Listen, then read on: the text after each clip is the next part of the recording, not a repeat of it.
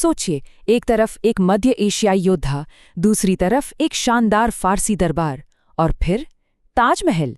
भला इन तीनों में क्या एक जैसा हो सकता है? तो जवाब है, ये सब एक ही बहुत शक्तिशाली साम्राज्य का हिस्सा थे। एक ऐसा वंश जिसने भारतीय उपमहाद्वीप के एक बड़े हिस्से पर 300 से भी ज्यादा सालों तक राज किया, मुगल साम्राज्य। और देखिए, ये कहानी सिर्फ जीत और खूबसूरत इमारतों की नहीं है। नहीं, ये कहानी है एक ऐसी व्यवस्था की जिसने दक्षिण एशिया को हमेशा हमेशा के लिए बदल कर रख दिया। तो चलिए, इस साम्राज्य की कहानी को 5 बड़े हिस्सों में समझते हैं। हम शुरू करेंगे बाबर से, फिर जानेंगे अकबर के एकीकरण के बारे में, देखेंगे शाहजहां का कला का दौर, औरंगजेब का विस्तार और विरोध, और आखिर में समझेंगे कि इस महान साम्राज्य का पतन कैसे हुआ। तो सबसे पहले बात करते हैं बाबर की, साम्राज्य की शुरुआत। कहानी की शुरुआत होती है जैसा कि होना चाहिए, इसके संस्थापक से, ज़हीरुद्दीन मोहम्मद बाबर। वो कह सकते हैं कि एक ऐसा राजकुमार था जिसके पास कोई राज्य नहीं था, लेकिन हाँ, उसकी रगों में विजेताओं का खून जरूर दौड़ रहा था। जरा सोचिए, बाबर की नसों में 2 महान महान विजेताओं का खून था। पिता की तरफ से तैमूर और माँ की तरफ से चंगेज खान।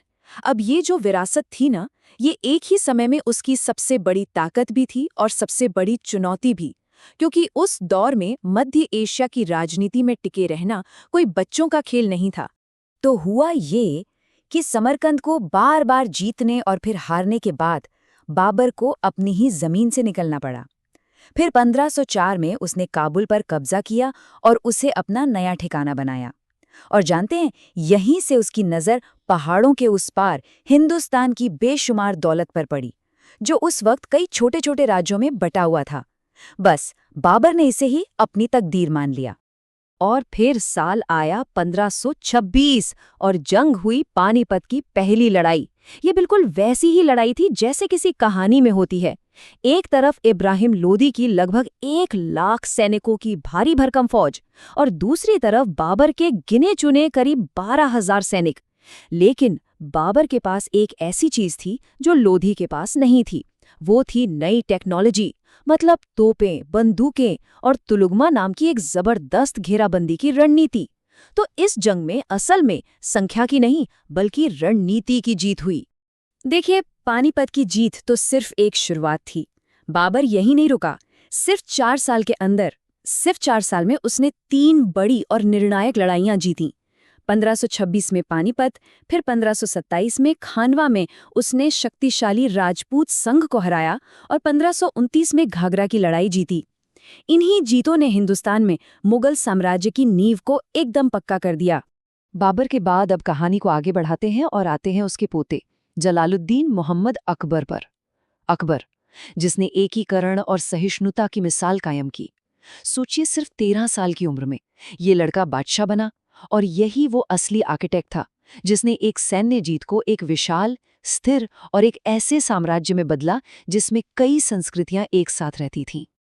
अकबर एक बात बहुत अच्छी तरह समझ गया था कि हिंदुस्तान पर सिर्फ तलवार के दम पे राज नहीं किया जा सकता। तो उसने क्या किया? उसने राजपूतों से शादी और दोस्ती के रिश्ते जोड़े। जो गैर मुसलमानों पर जजिया टैक्स लगता था, उसे खत्म कर दिया। सेना और एडमिनिस्ट्रेशन को मजबूत करने के लिए मनसबदारी सिस्टम शुरू किया। और तो और, उसने इबादत खाना बनवाया जहां सभी धर्मों के विद्वान आकर बहस कर सकते थे। यही वो नीतियां थीं जिन्होंने साम्राज्य को असल मायनों में मजबूती दी। अकबर का एक और बहुत ही अनोखा कदम था दीन इलाही। अब देखिए, ये कोई नया धर्म नहीं था जैसा कुछ लोग सोचते हैं। ये असल में एक सूफी विचार जैसा था। इसका मकसद बहुत सीधा था। दरबार में जो अलग अलग धर्मों के बड़े बड़े अमीर थे, उन सबको बादशाह के प्रति वफादारी के एक धागे में बांधना। कह सकते हैं कि ये सियासत और रूहानियत का एक बहुत ही अनोखा मेल था। अकबर के बाद चलिए अब चलते हैं उस दौर में जब मुगल साम्राज्य अपनी चमक के शिखर पर था। हम बात कर रहे हैं शाहजहां की, कला का शिखर। ये वो दौर था जब मुगल सल्तनत की कला, संस्कृति और शानो शौकत अपने चरम पर थी। और इस शानो शौकत का सबसे बड़ा, सबसे चमकदार सबूत, बिल्कुल ताजमहल। अपनी बेगम मुमताज महल की याद में बनी ये इमारत, जिसे पूरा होने में 20 साल से भी ज्यादा का वक्त लगा। ये सिर्फ एक मोहब्बत की निशानी नहीं है, नहीं, ये मुगल सल्तनत की बेपनाह दौलत, उसकी ताकत और उसकी कला का पूरी दुनिया के लिए एक ऐलान है। लेकिन हर सुनहरे दौर का अंत होता है, और इस दौर का अंत बहुत दर्दनाक था।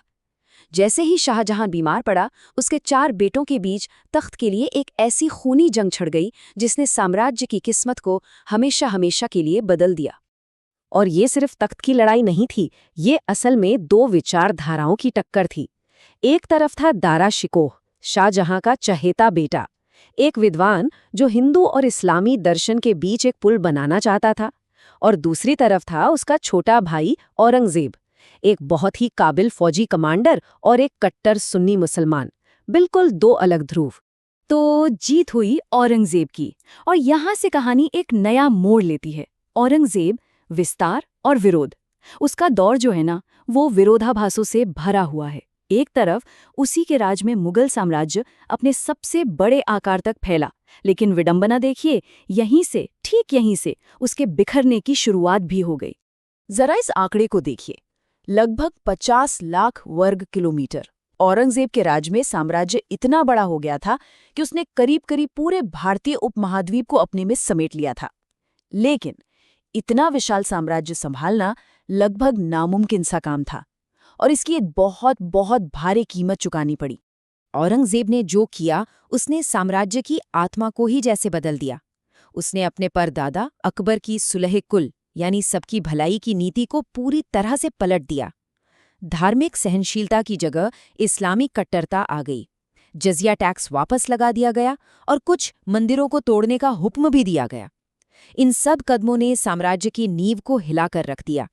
तो जाहिर है, इन नीतियों और दक्कन में सालों साल चले अंतहीन युद्धों ने बगावत की आग भड़का दी। पश्चिम में शिवाजी के नेतृत्व में मराठे गुर्रिल्ला वॉरफेयर की मास्टर बन गए। उत्तर में सिखों ने खुद को एक सैन्य ताकत के रूप में संगठित कर लिया, और राजपूत, जो कभी मुगलों के सबसे वफादार साथी हुआ करते थे, अब उनके दुश्मन बन चुके थे। और फिर साल 1707 में औरंगजेब की मौत हो गई।